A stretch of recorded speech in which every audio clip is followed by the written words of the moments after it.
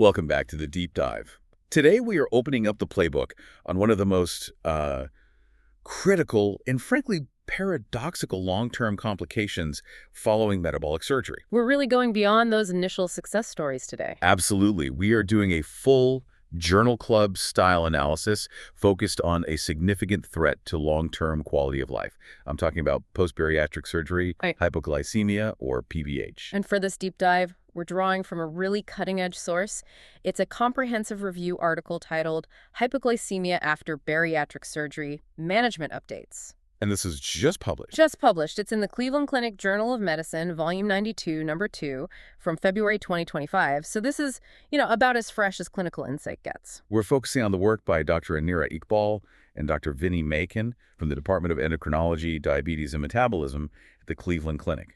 And they've really done the heavy lifting here, synthesizing this incredibly complex landscape of diagnosis, the pathophysiology, and most importantly for clinicians, the current treatment options. And those options are often frustrating. That's the key, isn't it? Our core mission today is to unpack these updates for you, because the treatment challenge here is immense. It really is. I mean, right now, as we're speaking, there are currently no medications approved by the FDA specifically for managing refractory PBH. None. Zero. Clinicians are operating entirely off-label, so we really need to understand which agents show the most promise and, which ones are already moving quickly through trials. So let's frame this with the central paradox, because we have to keep this front and center. Bariatric surgery, procedures like the Roux-en-Y gastric bypass, is a monumental success story. Yeah, without a doubt. It dramatically decreases long-term mortality. It can induce full remission of type 2 diabetes, hypertension, hyperlipidemia, sleep apnea. It is unequivocally a life-changing intervention. The metabolic transformation is astounding. It truly is. But, and this is the big but, this very transformation, this metabolic reset, carries a long-term risk.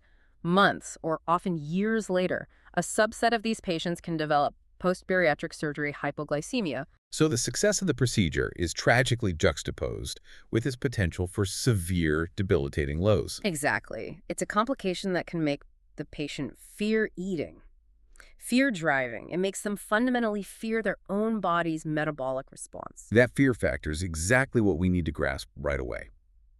So let's start with the scope of the problem. What do the incidence rates actually tell us? How widespread is this? The rates are, frankly, startling, and they vary dramatically depending on how you measure them.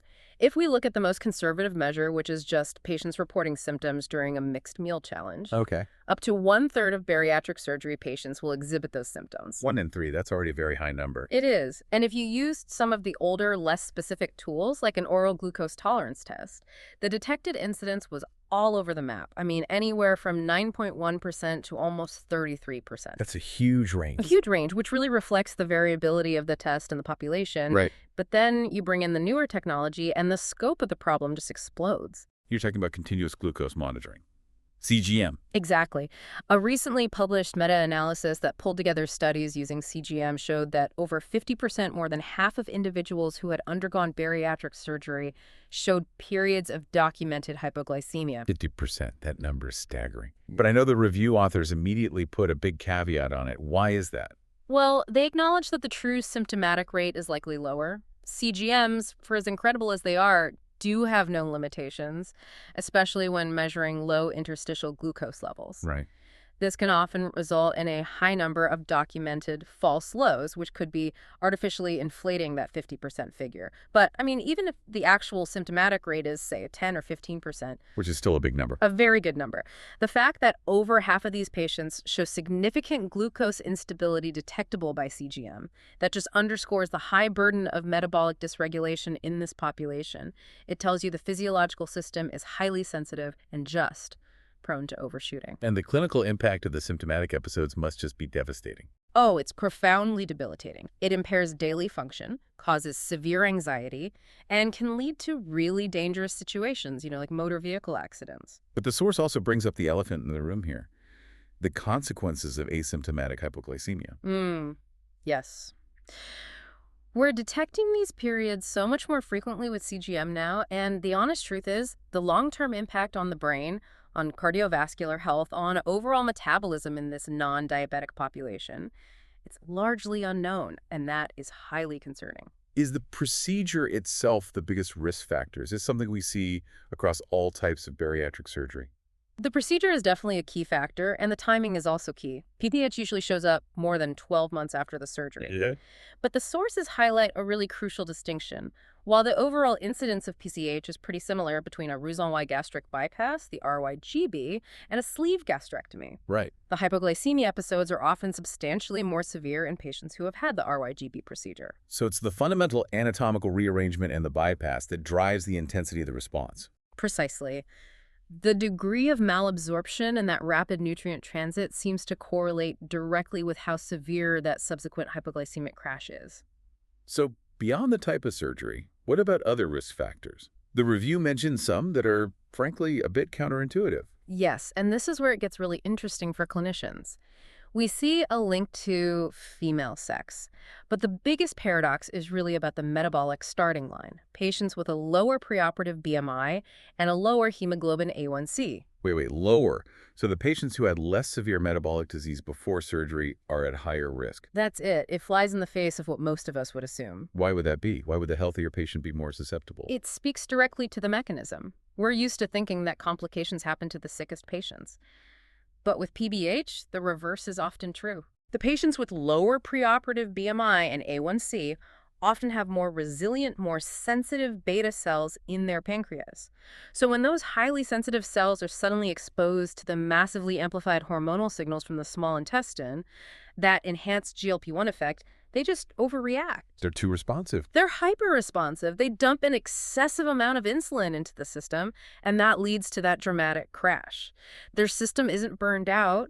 It's just too sensitive for this new anatomical fast track. So the healthier the body is metabolically, the more dramatic the overshoot. That's a key piece of patient counseling right there. Absolutely. Other predictors include lower fasting glucose pre-surgery.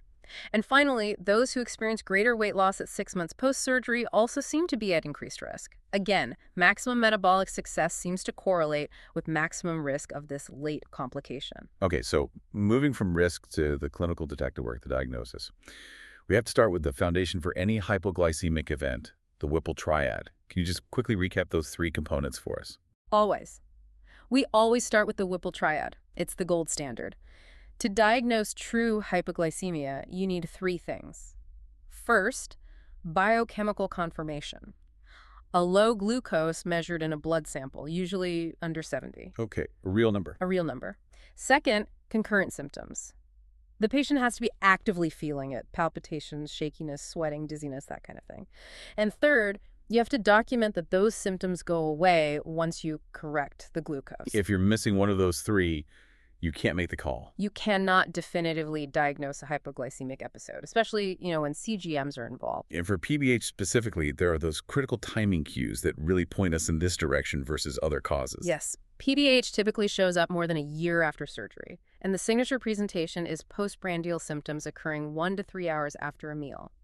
That timing is fundamental. And if it's severe? If it's severe, that's when you see the neuroglycopenic symptoms. The brain is being starved of glucose, which can lead to confusion, impaired cognition, even seizures or loss of consciousness. So what are the red flags then? The things that should make a clinician say, hold on, maybe this isn't PBH. Again, timing is your friend here. Symptoms occurring less than 6 to 12 months after surgery, probably not PBH. That's more likely early dumping syndrome or just part of the immediate post-surgical adjustment. Okay. Also, any symptoms that occur in a fasting state or at night should immediately make you think of something else, like an insulinoma. PBH is fundamentally tied to that post-meal glucose spike. And what about the differential diagnoses? It must be a long list. It's an extensive list. The most immediate thing is to differentiate it from dumping syndrome, which we can talk more about. But you have to rule out medication side effects. Go through the drug list for sulfonylureas, for example. Look for endocrine issues like hypothyroidism or adrenal insufficiency, and in rare cases, you have to consider things like an insulinoma. Let's focus on that distinction. PBH versus dumping syndrome. I've heard the theory that they exist on a spectrum. Yes, that's a key clinical nuance. The idea is that PBH and dumping syndrome are 2 points on the same continuum, often called late and early dumping syndrome. Both are driven by that same root cause, the rapid delivery of hyperosmolar food into the small intestine. So if the mechanism is similar, how does the timing help you tell them apart clinically? Timing is everything. Dumping syndrome, or early dumping, happens within an hour of eating. It often has significant GI symptoms, pain, nausea, along with the sweating and palpitations.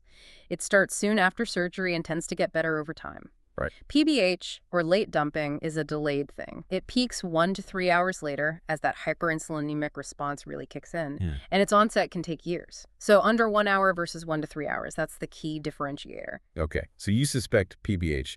What are the recommended diagnostic tests? And maybe more importantly, what should we absolutely avoid? We start at home. The patient needs to use a finger-sight glucose monitor during every suspected episode before they treat it, and they have to keep a meticulous food diary. That data is priceless. And in the clinic? In the clinic, the major warning is, and I can't stress this enough, the oral glucose tolerance test, the OGTT, must not be used. Right, because you're just asking for trouble. You're guaranteed to provoke severe symptomatic dumping syndrome. Giving someone with this anatomy 75 grams of pure glucose is unsafe and clinically unhelpful for diagnosing PBH. So the OGTT is out. What's the preferred test, even if it's a bit challenging? The preferred tool is the Mixed Meal Tolerance Test, or MMTT. It's better because it uses a complex meal, not pure glucose, so it replicates a real-world eating pattern. It's more physiological. But it's not without its own issues. No. The sources note that it's laborious, it takes a long time, and it still carries the risk of precipitating a severe hypoglycemic episode, so the clinic has to be ready to intervene. Now let's talk about the disruptive technology here. Continuous glucose monitoring. You said it highlights a huge number of unstable glucose periods, but the review gives a strong cautionary note about using it for diagnosis. Why the caution? The caution really comes down to poor specificity. A CGM measures interstitial glucose, not blood glucose, and its accuracy, especially when you're tracking lows, is, well, it's inherently limited. Okay. This can frequently lead to a high rate of false positives, which can cause a ton of patient anxiety and maybe even lead to counterproductive dietary changes. And you mentioned a technical reason for this, MARD. Can you break down what that is and why that error margin matters so much when we're looking for a low reading? Yes, this is a crucial detail for any clinician looking at this data. MAR stands for Mean Absolute Relative Difference. It's the standard metric for CGM accuracy. It basically represents the average percentage difference between the CGM reading and a lab-accurate blood glucose measurement. So it's the margin of error. It's the margin of error, exactly. A modern sensor might have a MARD of around 8 or 9%. Now, why does this matter for hypoglycemia? Well, if your blood sugar is 180, an 8% error, about 14 points, is clinically insignificant. Right, who cares? But when your blood sugar drops to 60, that same 8% error means the CGM could be reading 65, missing the low, or critically, it could be reading 55 when the blood is actually 60. In that low range, the small margin of error becomes clinically significant. It could be a true low, or it could just be sensor error. So you always have to confirm with a finger stick. What are some other common causes of these false low readings? Oh, there are a few. Calibration errors, interference from certain medications, but the most common one patients will see is a compression low. Right, from sleeping on the sensor. Exactly. The patient lies on the sensor, it physically obstructs local blood flow, and you get this temporary inaccurate low reading that can be really alarming if you don't know what it is. But despite all these limitations, CGM is clearly transforming the management of PBH. How is it helping? It's invaluable for intervention. First, it helps you see the precise timing of symptoms relative to glucose levels. Second, it connects specific meals to glucose excursions, which lets you make much more targeted dietary changes. And most crucially, it's the only practical way to find those hidden asymptomatic or nocturnal lows. And the data seems to suggest it's actually better than our current clinical test. Yes, and this is a finding that should make every clinician stop and think. The review cites a study showing that CGM has greater sensitivity and specificity for diagnosing PBH than the mixed meal tolerance test. So better than the preferred clinical test. Better. It suggests that despite all the noise from false lows, the sheer volume of data and the real-world context makes it a more powerful diagnostic tool. And has this led to better outcomes for patients? It has. The research confirms that using CGM is associated with measurable reductions in both the frequency of hypoglycemia and overall glycemic variability. It gives patients that immediate feedback they need to learn their triggers and treat lows earlier. And what about the regulatory environment? We're seeing the first over-the-counter CGMs now for people without diabetes. That feels like a massive game changer. It should be. The clearance of devices like the Dexcom Stelo and Abbott's Lingo dramatically increases accessibility for this population. But we have to face the reality. Cost and insurance coverage are still significant barriers. Wait a minute. If the data shows CGM is superior to the MATT, a laborious clinical test, in terms of sensitivity and specificity, isn't it a massive clinical failure that coverage hasn't universally caught up for a condition as severe as PBH? You've hit on the critical friction point. Clinically, yes. It feels negligent to withhold a tool that's been shown to be superior for diagnosis and management just because of cost. Physicians struggle constantly to get insurance coverage for CGMs for PBH patients because they're not technically diabetic. Even though their need for glucose surveillance is arguably even greater. Exactly. It forces clinicians to manage a life-altering condition with one hand tied behind their back. It's an area where advocacy and policy really need to catch up to the clinical evidence. All right, all of this points back to one fundamental truth: the physiological shift the surgery creates. Let's talk about the why. What is the core engine driving PBH? The engine is the altered anatomy, especially after a Roux-en-Y gastric bypass.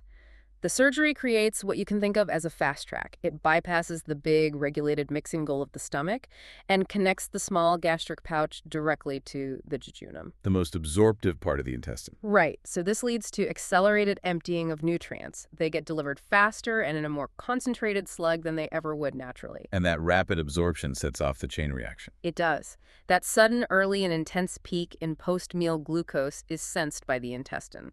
In response, the intestine releases a massive, rapid, and excessive amount of a hormone called glucagon-like peptide-1 GLP-1. This is the enhanced incretin effect, and it's really the main villain in the PBH story. So the GLP-1 is doing its job, telling the pancreas to release insulin, but the signal is just unnaturally fast and loud. Precisely. This enhanced GLP-1 surge just slams the pancreatic beta cells, causing this excessive, powerful burst of insulin. This huge insulin response clears the glucose from the blood way too quickly and way too vigorously. The result is that sharp, delayed drop in blood sugar 1 to 3 hours later. And there's a specific study that really proved GLP-1's central role here, right? Using an antagonist. Yes. This is key evidence. The review cites a landmark study by Salehi and colleagues. They gave a continuous infusion of a GLP-1 receptor antagonist called avexitide, and they showed it significantly reduced the meal-induced insulin response in RYGB patients. But if you block the GLP-1 receptor, you block the hyperinsulinemia. You do. That trial essentially proved that the excessive GLP-1 surge is the primary driver, which makes the GLP-1 system the prime target for any therapy. And beyond that central mechanism, are there secondary factors that make the situation worse? There are a few. Post-surgery, many patients have increased insulin sensitivity. There's also some evidence for decreased insulin clearance. Both of those make the excessive insulin even more potent. And critically, we also see a decreased glucagon response to hypoglycemia. And glucagon is the body's natural defense hormone against lows. Right. If that protective response is blunted, the hypoglycemic crash is deeper and it lasts longer. Okay, let's address the older theory of nocidioblastosis, the idea of increased beta cell mass. Is that still considered a primary cause? That theory has really been relegated to the sidelines. The evidence just hasn't held up. The initial idea was that a proliferation of pancreatic beta cells was causing the excess insulin. But subsequent analysis of pancreatic tissues showed no significant difference in beta cell mass in PBH patients compared to controls. So the cells weren't multiplying, they were just hyperfunctioning. Exactly. They were just overreacting to the hormonal signal. And the fact that doing a pancreatectomy wasn't reliably curative really weakened the theory. The focus has to be on the signal, not the cells. And finally, what external factors, medications, other substances should clinicians be warning their patients about? This is a critical counseling point. Patients have to be aware of things that can worsen hypoglycemia. Alcohol is a big one because it inhibits the liver's glucose production. Beta blockers can mask the warning symptoms of a low. Certain medications, like some fluoroquinolones, can interfere with glucose regulation. And of course, any use of sulfonylureas is highly dangerous. So, understanding that mechanism, the rapid glucose peak driving the hyperinsulinemic response, that leads us right to the first line of defense. Yeah. Diet. If the fast track is the problem, you have to slow down the train. Exactly. Diet is non-negotiable. It's the cornerstone of management, even when you add medication. And the strategies are all geared toward creating a slower, flatter delivery curve. What are the 3 pillars of that? First, frequent, small, nutrient-dense meals. This avoids those big caloric hits. Second, Meals must be rich in protein and healthy fats because those macronutrients significantly delay gastric emptying. And third, meals have to be low in carbohydrates. We're talking 15 to 30 grams per meal. That sounds incredibly difficult to maintain long term. And what about the specific warnings for treating a low? This is different from standard diabetes care. It is, and it's potentially life-saving. Clinicians have to stress that pure carbohydrates on their own are to be avoided because they'll just precipitate another crash. When you treat a low, it must be with a simple carbohydrate combined with a protein or a fat. Can you explain that? Because in type 1 diabetes, the advice is just simple sugar. Why is the combination so necessary here? If a PBH patient treats a low with just simple sugar, the exact same pathology that caused the low in the first place will immediately kick in again. You'll get a rapid surge in glucose, another excessive insulin dump, and a recurrence of the hypoglycemia. Or rebound low? The rebound low. The added protein or fat slows the absorption of that simple carb, blunting the rise and buffering the insulin response. It prevents that secondary crash. It is fundamental to self-management for these patients. Okay, given how restrictive that diet is, it makes sense that many patients need medication. And this brings us back to that crucial point. Nothing is FDA approved. Let's start with acarbose, which is often the first-line off-label choice. Right. Acarbose is an alpha-glucosidase inhibitor. It's popular because it's available and generally affordable. Its mechanism is perfect for this. It inhibits the enzymes in the intestine that break down complex carbs into simple sugars. So it physically slows down glucose absorption. It delays it, yes. It flattens both the post-meal glucose peak and the subsequent insulin peak. You mentioned a critical detail about treating a low while on acarbose. We need to hammer this home. We do, because acarbose physically blocks the breakdown of complex carbs. If a patient on acarbose has a low, they cannot use things like table sugar, orange juice, or a soft drink to treat it, because those things contain sucrose or other complex carbs that the drug has disabled the enzymes from breaking down. The rescue agent must be a simple monosaccharide, glucose tablets, dextrose, pure honey. It's non-negotiable for it to work. Okay, moving to agents for more severe refractory cases. Let's talk about diazoxide. Diazoxide is a much more potent option. It's a potassium channel activator, and it works directly on the beta cell to reduce insulin secretion. It also has a nice side benefit of inducing the liver to produce more glucose. What are the barriers to using it? Well, it is potent, but it comes with a lot of side effects. Fluid retention, edema, nausea, hirsutism. Those, combined with the high cost and inconsistent insurance coverage for this off-label use, mean it's really reserved for the most severe cases. Are there other common agents that inhibit insulin release? Yes. Calcium channel blockers like nifedipine or verapamil. They also work on the beta cell, but they inhibit calcium channels to block insulin release. They're a valuable option, especially in patients with renal impairment where they're generally safe. But you still have to watch for hypotension and edema. Then there are the somatostatin analogs like octreotide and the longer-acting tirzepatide. These sound like they hit the reset button on the whole GI hormonal system. They're powerful for sure. Very refractory disease. They have a dual action. They delay gastric emptying, which helps with the fast track, and they act globally to reduce both insulin and, critically, GLP-1 secretion. And given those broad effects, what kind of screening is required before you start them? Because of a significant risk of developing gallstones, patients need a screening abdominal ultrasound before and during use. And because of a risk of QT prolongation on the EKG, you need a baseline EKG. They're effective, but they're expensive, and they come with risks, so they're usually a second or third line choice. Okay, let's shift to the agents that are under active investigation. Yeah. The future. We have to start with avexitide, the targeted GLP-1 antagonist. Avexitide is, I think, the most exciting prospect. It addresses the pathophysiology head-on. It prevents the excessive GLP-1 surge and the hyperinsulinemia, and it also encourages protective glucagon secretion. The fact that the FDA gave it breakthrough therapy designation for PBH, and it's now in a phase 3 trial, that signals this could very quickly become the standard approved therapy. So it's a direct competitor to octreotide, but much more targeted. Exactly. Octreotide is a sledgehammer, avexitide is a scalpel. It specifically neutralizes the pathological GLP-1 hyperresponse. It's a major advancement. Here's that big paradox again. The list of off-label options also includes GLP-1 analogs, like liraglutide, even though the problem is GLP-1 excess. Why would an analog help? This really highlights the complexity here. When we say enhanced GLP-1 effect, we mean a chaotic, excessive surge right after a meal. A GLP-1 analog like liraglutide doesn't decrease the total GLP-1 signal. Instead, it provides a sustained, consistent level of GLP-1 receptor activation. So it smooths out the peaks and valleys. It can, yes. This steady exogenous signal can help override the chaotic endogenous surge, normalizing the variability. They also delay gastric emptying. So the goal isn't less GLP-1 overall, it's a smoother, more synchronous response. Yeah. But a huge warning. Liraglutide is absolutely contraindicated in anyone with a history of medullary thyroid carcinoma. Got it. Okay, next up, SGLT2 inhibitors. Drugs like canagliflozin.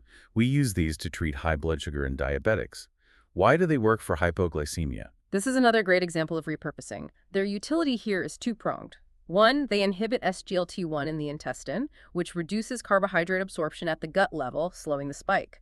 Second, they've been shown to increase hepatic glucose production, which provides a protective buffer against the drop. And clinical studies have confirmed this. Yes, studies have shown they can improve the glycemic response in PBH patients. But we have to be cautious. There are risks like dehydration and euglycemic DKA, and dosage adjustments are needed in renal impairment. What about using glucagon itself, the natural anti-hypoglycemic hormone? Glucagon and its analogs are potent options. They work by stimulating the liver to release glucose. An analog, dasiglucagon, is being investigated for use as an emergency, as-needed rescue injection.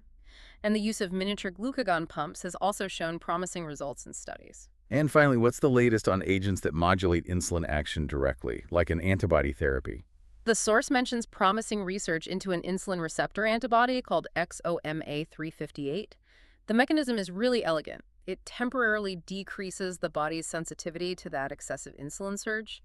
We're still waiting for the final results from its phase 2 trials. And just to close out this section, what are the agents that have been shown to be ineffective or are not recommended? The review is very clear on this. DPP-4 inhibitors, like sitagliptin, have shown inconclusive results and are not recommended. And glucocorticoids are strongly discouraged because of the significant risk of causing iatrogenic Cushing syndrome. The risk is just too high. Okay, so when all of that fails, nutrition, acarbose, diazoxide, all the advanced off-label agents, the clinician is left with the agonizing decision of a surgical intervention. When do you reach that point? Surgical options are, without question, the last alternative. They're reserved only for cases of nutrition and medication refractory severe hypoglycemia, or when a patient has developed complicated malnutrition because they are just too afraid to eat. The psychological weight of that must be incredible. Telling a patient that the same procedure that saved their life now needs to be reversed. The weight is enormous. It's a tragic full-circle scenario. You are asking the patient to risk weight regain and the return of their original comorbidities in exchange for metabolic stability and quality of life. It's a massive decision. And because it's so massive, there's a crucial trial step that has to be taken first. There is. Before you commit to an irreversible reversal, you have to prove that bypassing the problematic digestive pathway will actually solve the problem. How do you do that? With a trial of enteral nutrition, you place a feeding tube into the remnant stomach or jejunum, and the patient gets all their nutrition that way with no oral intake. If the hypoglycemia resolves during the tube feed trial, it confirms the anatomical defect is the cause, and reversal might be warranted. And if it doesn't resolve? Then the cause is elsewhere, and reversal is unlikely to help. What are the surgical options themselves? There are a few, all with significant risks. A full RYGB reversal, converting the RYGB to a sleeve gastrectomy, or performing a gastric pouch restriction. These are not minor procedures. And finally, circling back to that debunked theory, what is the firm consensus on pancreatectomy? The consensus is absolute. Partial or complete pancreatectomy is no longer recommended for PBH. The clinical experience just showed a high rate of recurrence and poor long-term success. The focus has to stay on the anatomy and the GLP-1 signal. This has been an incredibly thorough deep dive. To synthesize everything, let's reiterate why treating PBH so effectively is critically important. It's vital because the long-term repercussions compromise the very success of the original surgery. Recurrent hypoglycemia leads to impaired quality of life, a higher risk of accidents, potential cardiovascular events, and perhaps most frustratingly, it often causes weight regain. Patients start overeating to prevent or correct lows. And regarding diagnosis, what's the take-home message for clinicians about using CGM? CGMs are invaluable for intervention. They are superior to the MMTT. However, you must maintain clinical skepticism. Always consider the morbid, the potential for false lows, especially compression lows, and never treat based solely on a CGM reading that isn't confirmed by the Whipple triad. So if we were to summarize the current clinical approach for a patient with refractory PBH, what's the steps plan? The path is rigorous. Dietary changes are the foundation, always. Then you have your widely available off-label options. Acarbose, diazoxide, nifedipine, verapamil. More specialized agents include GLP-1 agonists, SGLT2 inhibitors, and the somatostatin analogs. And then you have the agents on the immediate horizon, avexitide, glucagon pumps, insulin receptor antibodies, which offer real hope for targeted approved therapies. And surgery remains strictly the last resort. The absolute last resort. As we conclude this deep dive, I want to leave you with the central question this new research is raising. Given that the enhanced GLP-1 effect is so central to the problem, and a GLP-1 antagonist like avexitide is showing such promise, how soon might this targeted approach become the new first-line standard of care? That is the pivotal question. Will we finally see a decisive shift away from the generalized hormonal inhibitors like octreotide, which have so many systemic side effects, toward a therapy that precisely disrupts the core mechanism? That is the question that will define PBH management over the next 5 years. The ability to target the specific pathological signal rather than just globally suppressing hormone release. I mean, that offers not just better efficacy, but a significant improvement in safety and long-term quality of life for these patients. A truly exciting and necessary advancement. Thank you for integrating these crucial management updates into your clinical thinking. We look forward to diving deep with you again soon.